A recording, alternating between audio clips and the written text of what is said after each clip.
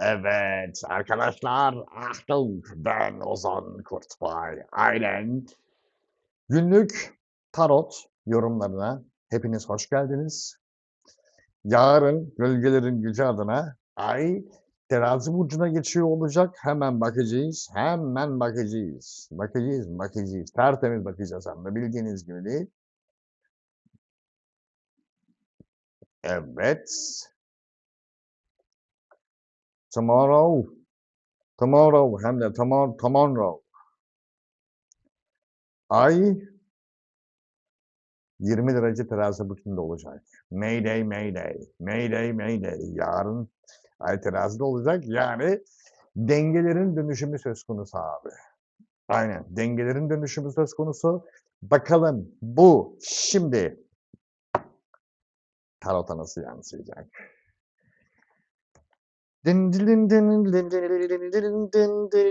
Güneş burcu ve yükselen burcu Koç arkadaşlar için mevzu ciddi. Ciddi işler ve ciddi ilişkiler. Mayday, mayday. 1 numaralı kart, 2 numaralı kart ve 3 numaralı kart der ki bir köklü dönüşüm üstünden geçiyorsunuz sayın koçlar. Bu tılsımların üçlüsüyle birleşince bütün tecrübelerinizi, bütün yeteneklerinizi sonuna kadar kullanmanız gerekiyor.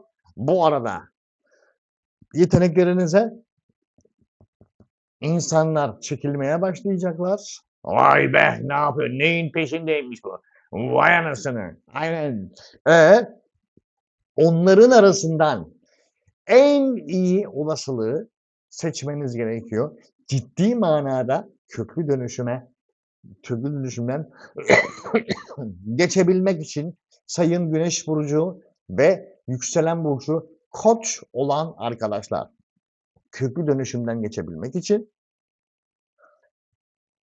tılsımların üçlüsünü yani yeteneklerinizi yani sanatçı yönlerinizi bütün yani bu benim lan bu yetenek benim oğlum aynen dediğin yeteneklerini sergilediğin an etrafına toplanmaya başlayacaklar. Ve arasından en iyisini ya da en iyilerini seçip bu dönüşümü tamamlama süreci ciddi işler ve ciddi ilişkiler evinde dengeyi ona göre kurun sayın Güneş burcu ve yükselen burcu Koç olan arkadaşlar. Bu mudur? Budur abi. Aynen. Gelelim şimdi sayın Boğa burçlarına. Size bayağı ters gelen bir şey bu. Çünkü terazi Venüs'ün sizin açınızdan ters yanı. Achtung ters yanı. 6 numaralı ev. Organizasyonlar ve kararlar sayın boğalar. Organizasyonlar ve kararlar. 1 numaralı kart, 2 numaralı kart ve 3 numaralı kart. Organizasyon ve kararlarda öyle kararlar almanız lazım ki dengeyi ona göre değiştirmeniz gerekiyor. Aynen. Dengeyi ona göre değiştirmeniz gerekiyor ama bunun için de şimdiye kadar geçmişte olan, kafanızda soru işareti bırakan her şeyi çözümlemeniz gerekiyor. Kılıçların dörtlüsüyle. O soru işaretleri gitmek zorunda. Aksi takdirde gitmezse yanlış hedefe enerjinizi aktarırsınız. Yanlış hedefe. Ondan sonra da gurur tribine girersiniz. Şu an tam zamanı bütün soru işaretlerini jilet gibi ortadan kaldırıp ondan sonra net matematiksel görüp bu doğru olan. Oraya odaklanıp gerekirse ama bununla burada bu şekilde olmaz. Bununla hiç olmaz. Onu gönder. Burası müsaitse sen de başka bir alana geçiş yapacaksın. Kılıçların altılısı öyle diyor. Kafanda bütün organizasyonu ona göre kurmak zorundasın. Sayın Güneş burcu ve yükselen burcu Boğa. Çünkü bu senin 6 numaralı evin. Senin 6 numaralı evin, organizasyon evin ve hayatını yönettiğin ev olduğu için, yönettiğin alan olduğu için bunu bu şekilde ele almaktan başka matematiksel bir çıkış yolun bulunmamakta sayın Boğa. Sonra oturup da ağlamak ve gurur yapmak yok. Tribal enfeksiyona ondan sonra hiç müsaade yok. Çünkü ondan sonra Satürn retroya geçiyor. İstesen de istemesen de onu yapmak zorundasın ondan sonra. Önce alanı meşru kıl. Ondan sonra O madde için yüklen. Bitti. Gelelim şimdi ikizler burçlarına. 5 numaralı yaratıcılık evi. Neyle, nereden, ne şekilde, ne yapabilirim? Tamam güzel de, her şey güzel de bunu nasıl yapabilirim? Yaratıcılığını kullan. Öyle bir yarat ki oraya enerjini aktardığına değsin. Aynen. 1 numaralı kart sayın ikizler, 2 numaralı kart sayın ikizler ve 3 numaralı kart sayın ikizler. Diyor ki bir süredir dengeli hareket ediyorsun. Yani kontrollü gidiyorsun. Achtung, bir süredir kontrollü gidiyorsun. Şu anda o kontrole özellikle var olmayan varsayımları bir kenara bırakman icap eder ve o dengeni ihlal eden herkesi oradan çıkaracaksın. Sana gına getiren herkesi dışarı çıkaracaksın ve sürprizlere hazırlıklı olacaksın sayın ikizler. O yaratıcılığın, o gelen sürprizlere açık olmak zorunda. Ki 5 numaralı evin konusu ne? Flört evi aynı zamanda. Bu kart ne baba? Ekslerin dönme ihtimali var ve eks yoksa bile eksin dışındaki insanlara bir katkıda bulunmuşsundur. O katkının sana dönüşü var. Yani birçok sürpriz, olay, sürpriz derken birçok şeyin dönüşümü ve sürpriz aynı anda gerçekleşecek sayın ikizler. Ona göre o ikizler yöneticiliğini, yaratıcılığını ona istinaden kullan ve her şeye hazırlıklı olmak zorundasın sayın Güneş burcu ve yükselen burcu ikizler. Bu 5 numaralı ev sürecini, terazi sürecini çok iyi şekilde kullan. Çünkü ondan sonra akrep burcuna geçeceğiz. O artık dönüşüm demek. Oradan dönüş yok. Oradan dönüş yok. Olsa dükkan senin. Aynen. Sayın ikizler. Ona göre hareket etmek zorundasın. You have to. Yapmak zorundasın abi. Gelelim yengeç burçlarına. Hayatımın merkezi burası mı? Burası sayın yengeç. Ha. Geldik mi o noktaya? Geldik. Buradan dönüş yok mu? Senin hayatın merkezi. İstiyorsan dön. Sıkıntı yok. Bakalım nedir ne değildir sayın yengeçler. 1 numaralı kart, 2 numaralı kart, 3 numaralı kart. Ne değilmiş sayın yengeçlere? Diyor ki daha önceki en büyük probleminiz önünüzü öngörememekti. Yengeç burcu yeni ayında artık bunu gördünüz. Bunu gördünüz. Nerede sıkıntılar var? Onu belirttiniz. Ortaya koydun. Teşhisi koydunuz. Şimdi o teşhisi çözme zamanı. O teşhis koyduğunuz teşhisleri çözeceksiniz kardeşim. O soruları soracaksın. Sormak zorundasın. Kıyamam. Yok. Matematik. Buz gibi gidip soracaksın. Net. Bu neden böyle? Bunun sorumlusu kim? Kimse bu sonuçlarla yüzleşmek zorunda. Nokta. Yüzleşmek zorunda. Çünkü aksi takdirde risk evresine gireceksin. O risk evresinde sen sana ait olmayan ya da yapacağına, sana ait olan ve yapacağına söz veren kişinin yapmadığı şeyi risk alanına girdiğinde ne yapacaksın abi? Ay akrebe girdiğinde. Bu senin kendi yaşam merkezin. Ben yapmadım diyemezsin. Senin yaşam merkezin. Benim haberim yoktu diyemezsin. Senin yaşam merkezin. Kralını tanımazlar. Gezegenler. Kralını tanımazlar. Yapmasaydın kardeşim, güvenmeseydin, güvendikten sonra bedelini ödetseydin. Kıyamadım. O bizim problemimiz değil arkadaşım. O bizim problemimiz değil. O senin problemin. Biz bedeli sana ödetiriz. Sen kime ödetirsen. Mayday mayday bu. Bu sayın yengeç. Orada yapacak hiçbir şey yok. Gelelim sayın aslan burçlarına. 3 numaralı ev. Düşündüklerini hayata aktardığın nokta sosyal medya, yakın çevre ve kardeşler evi. Akıllı olun, anladın mı? Akıllı olun. 1 numaralı kart, 2 numaralı kart ve 3 numaralı kart. Sayın aslanlar ne diyormuş? Tamam, yakın çevrende fikirleri anlatmışsındır. Aynen. Ve onaylamamışlardır. Ama bu senin duracağın manasına mı geliyor? Gidip sen koşturacaksın. Tılsım dörtlüsü sen koşturacaksın. Ve sen gidip adını koymak zorundasın. Bu yüzden gerekirse her şeyin ortasına atılmak zorundasın yakın çevrende. Yapacak bir şey yok. Ama kılıçların beşlisi yapmazsan direkt kafadan kaybetmişsindir zaten. Direkt kafadan kaybetmişsindir. Sen kendin müdahale edeceksin. Tedbirini alacaksın ki kim ne derse desin senin istediğin, senin fikrin, senin hareketlerin ve senin değerlerin. Bitti Sayın Aslan, bitti. Çünkü ay terazide kişisel değerler dengesi demektir. Bu mudur abi? Budur abi. Aynen. Her şeyi göze almak zorundasın. Başka olasılığın yok. Videoda, YouTube videosunda söyledim. Aslan her türlü olasılığı almak zorunda. Her türlü olasılığı değerlendirmek zorunda. Gelelim şimdi Sayın Başak Burçlarına. 2 numaralı değerler evi. 2 numaralı değerler evi nedir ne değildir göreceğiz şimdi. 1 numaralı kart, 2 numaralı kart ve 3 numaralı kart. Ne diyormuş Sayın Başaklara? Kaptırdın gittin, yardırdın. Değneklerin altılısı geçmiş kart. Yardırdın. Şu anda jilet gibi yapman gereken şeyler var. Alacaksın eline kılıçların aslını.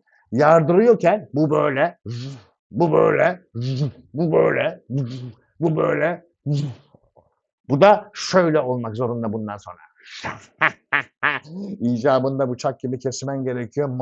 Mantık devrede hep kalmak zorunda Sayın Başak. Bıçak gibi kesmek zorundasın. Aksi takdirde istediğin değerlerini 60 sene bulamazsın. Nasıl bulamazsın? 60 sene. 60 yıl ve üstü. 60 sene. Bulamaz. Çok ararlar. Bana değerlerim niye gelmiyor? Sen kılıç gibi keskin mantığı ortaya koyuyor musun? Bu böyle olacak. Matematiksel olarak bu böyle diyor mu? İşte bir tek onu demedin. O zaman buyur. Ceremesini sen çek. Bizim yapabileceğimiz bir şey yok. Sen bu kadar kaptırdın geldin, bu kadar enerji harcadın. Mantık çerçevesine sokmadan ondan sonra değer bekle. Yemezler. Yemezler Sayın Başak. Orası değerler evi. Orada o mantık olmak zorunda. Aksi takdirde değer çıkmaz. Gelelim şimdi terazi burçlarına. Nedir, ne değildir? Bütün olasılıklar Sayın Terazi. 1 numaralı kart, 2 numaralı kart ve 3 numaralı kart Sayın Terazi. 1 numaralı kart der ki, bir takım konfor alanı yükseltmeleri haberleri gelmiş. Umuyorum duygusal kararlar verip paniğe kapılmamışsındır. Yani paniğe kapılıp duygusal kararlar verip yanlış hamleler yapmamışsındır. Çünkü işin içerisinde köklü manada daha üst aşamaya çıkacak olasılıklar var. Aynen. Ve bunun için senin şu anda böyle dümdüz o kadraja gir baba. Kadraja gir. Giriyor mu? Giriyor. Bak bakayım. Aynen. Yardır o zaman. Ne oldu? Yardır. Küçük çaplı değişiklikler yap ve yardır. Yardırmak zorundasın Sayın Terazi. Bütün olasılıkların üstüne gitmen lazım. Gideceksin. Alacağın haberlerle beraber haber ne kadar işte küçük çaplı işte buna değmez haberi olursa olsun bütün olasılıkları zorlayacaksın Sayın Terazi. Başka kaçarın yok. Şuraya gitmek istiyorsan bunun bedelini ödeyeceksin. Bunun için gerekirse her türlü olasılığı değerlendireceksin. Çünkü bu senin olasılık evin ve o somut değer, matematiksel değeri ona göre ayarlaman lazım. Mantıklı mı kardeşim? Olasılık mantıklı mı? Mantıklı. Yardır. Mantıklıysa bitti. Bitti. Gelelim şimdi akrep burçlarına. Geçmişin kapanışı. Allah'a mı? Yükselen akrep 12 numaralı ev terazi. Kapanış. Game over. Aynen kapanış. Ne diyormuş orada? 1 numaralı kart, 2 numaralı kart, 3 numaralı kart ne diyormuş? Diyor ki sayın akrepler haberler olumlu. Gelmiş olan haberler olumlu. O haberler sizin bütün zincirlerinizi kırmaya hazırlandığınız hafta olacak bu. Kılıçların çekicisi. O haberlerle beraber sen yardıracaksın sayın akrep. 12 numaralı evden 1 numaralı eve geçiş. Yeter ki inandığın yolda kal. Aziz kardeşim. İnandığın yolda kalmak için her türlü düşünce, fikir senin durdurmamalı sayın akrep. Çünkü sen şunu istiyorsun. Bu haberler geldi. Ama bu şöyle, bu şöyle. Bu söylediğin mantıksız ve beni durduruyor. Yürü. Dan. Şurayı da kendi mantığında kontrol edeceksin. Güncellenmemiş, eskide kalmış ve korkan, seni durduran kendi düşünceleri. Hepsini yardırıp gideceksin. O zincirleri kıracaksın ki inandığın yolda komple bütün benliğinin inandığın yolda yürüyebil sayın akrep. O karanlığı aydınlığa dönüştürmek zorundasın sayın Güneş burcu ve yükselen burcu akrep. Başka şansın bulunmuyor arkadaşlar. Bulunmuyor. Yani hepimiz mutabız. Bulunmuyor. Aynen. Bitti. Sayın Yay, dış bağlantılar evi. Nedir, ne değildir? Dış bağlantılar evi 1 numaralı kart, 2 numaralı kart ve 3 numaralı kart. Ne diyormuş sayın yaylara dış bağlantılar? Sen dış bağlantıların yarısından çok halletmiş ve kaptırıp yürümüşsün zaten. Aynen, kaptırıp yürümüşsün. Şimdi risk alma zamanı, aksiyon zamanı, harekete aldın. Orada aksiyon yapman lazım. Aynen, bedenden aksiyon yapman lazım. Risk alman gerekiyor ve çok yavaş, sabırlı bir şekilde, istikrarlı bir şekilde her şeyi yenilemen gerekiyor. Dış kaynaklarından en iyi verimi alabilmen için sayın Yay burcu, tılsımların şövalyesi sana bayağı sağlam terstir. Garantici, sabırlı ve yavaş ilerler, yeniler. Sen yaysın, uçan psikiksin. Garantici ilerlemek zorundasın. Sağlama alman yetmez. Sen o riski aldığına değmesini istiyor musun kardeşim? Bu yola çıktığına değsin istiyor musun? İstiyorsun. O zaman dış kaynaklarda işini garantiye alıp eski kalmış değerli bağlantıları animederci aynen yeniler ama yavaş o değer oturana kadar. Bitti sayın yay.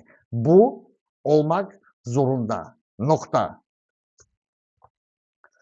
Gelelim şimdilik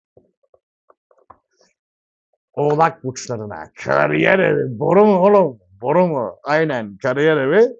Bakalım orada nedir ne değildir. Terazi orası. 1 numaralı kart, 2 numaralı kart ve 3 numaralı kart sayın oğlaklar. 1 numaralı kart der ki daha önceki süreç içerisinde güncelleme yapman gerekiyordu. Yaptın mı? Kariyerinde yapman gerekiyordu. O fikirlerle o ticari alanı güncellemen gerekiyordu. Yaptıysan sıkıntı yok. Yaptıysan sıkıntı yok. Çünkü yaptıysan o güncellemeyi şu anda önünü öngörebiliyor olman lazım. Şu anda önünü göremiyorsan orada bir güncellemeyi eksik bırakmışsın demektir. Git yine check et. Bu hafta onu check etmek zorundasın sayın Oğlak. Başka bir olasılık, başka gideri yok kardeşim. Şimdi yapmadın mı yolda gene olacak. Gene bu gene arıza verecek o algoritma. Python gene arıza verecek. Ben durdum diyecek. Düzelt bu hata kodunu. Yap bakalım hadi. Successful 1, Successful 2, Successful 3. 3 tane hata var. 3 kodu hayatında düzelt. Düzeltmezsen o Python tüm sene çalışmaz. Çalışmaz. Sen de boşa beklersin değerleri. 10 numaralı elinde. Bomboşa beklersin. Bekliyoruz ama inşallah gelir. Gelir. Düzelttin mi? Hayır. Güncelledin mi? Hayır. Bitti. Neyi bekliyorsun kardeşim? Ayıp denen bir şey var. Aynen. Gelelim şimdi Kova burçlarına. Yaşam standardı, yeni fikirler, bunu yaşam standartında bütünleştirip yaşam standartını tık yavaş yükseltme aşaması. Yeni şanslarla beraber. Aynen. 1 numaralı kart, 2 numaralı kart, 3 numaralı kart sayın Kova. Ne diyormuş? Bir süredir önünü öngörebiliyorsun. Öyle görünüyor. Aynen. Aldığın destekle beraber. Şimdi oturdu diyorsun. Şimdi oturdu diyorsa değerlerinle ilgilenme zamanı. Tılsımların kraliçesi. Değerlerinle ilgilenme zamanı. O yolla ilgilenme, o yolla meşgul olma zamanı. Çünkü o yol senin yeni yaşam alanın olacak sayın Kova. Mayday. Önünü öngörebiliyorsan mantıklı ve değer oluyordu. O zaman niye duruyorsun kardeşim? Niye duruyor? O zaman inşa et. İnşa et kardeşim. Yeni düzenini inşa et. Kullanma arsa Ani kararlarla dan. Aksi takdirde o düzen yıkılır. Yani inanmaz, yani ilgilenmezse bu düzenle öngörülebiliyor mu? Görülebiliyor. O zaman niye duruyor? O düzen yarım mı kalsın, tekrardan yıkılsın mı Sayın Kova? Bu yeni yaşam alanı. Yeni yaşam standardını istiyordun sen, istiyorum. Yap o zaman, bitti. Alışkanlıkların bir kısmını orada bırak. Eski alışkanlıklarını halletme hiçbir şeyi. Kendini güncelle, iç dünyanı güncelle. Ha, burası böyle mi? Tamam bu. Burası böyle mi gerekiyor burada ya? Burada böyle mi yapmak gerekiyor? Evet, yap o zaman. Burada böyle mi yapmak gerekiyor? Evet, yap. Önünü nasıl öngörebiliyorsun? Desteğin de hazır. Bitti o zaman. Game over Sayın Kova. Nokta. Gelelim Sayın Balık burçlarına. Krizler evi değil mi? Of. Krizler evi. Başkalarının kaynakları. Achtung. O kaynaklarla kendi kaynaklarını oluşturma. Aynen. In the club. Achtung. Go show. 1 numaralı kart, 2 numaralı kart ve 3 numaralı kart Sayın Balık. Ne diyormuş? Kapattınız mı kardeşim geçmişi? Kapatmış olmanız gerekiyordu. Bitmiş olması gerekiyordu onun. Uzatmaların dahi olmaması lazım. Bitmiş olması gerekiyordu. Şu anda parıl parıl bütün enerjinle yardırman gerekiyor. Değneklerin kraliçesi. Bütün karizmanla, bütün enerjinle yardırman gerekiyor. 8 numaralı evde çünkü. Ve gerekirse gömmen gereken her kişiyi, kendi güncellenmemiş fikrin dahi varsa her kişiyi ve her şeyi yeni alana geçiş yapmaya hazırlanman gerekiyor. Sayın Güneş burcu ve yükselen burcu balıklar. Kapattın. Evet. Kendine dön bak. Aynen. Sende var mı bunun içinde olanlar? Şu karanlıklardan var. Onu da çıkar at kendi içinden. Her şeyi aynen çıkar at ve dümdüz yardır Sayın Balık.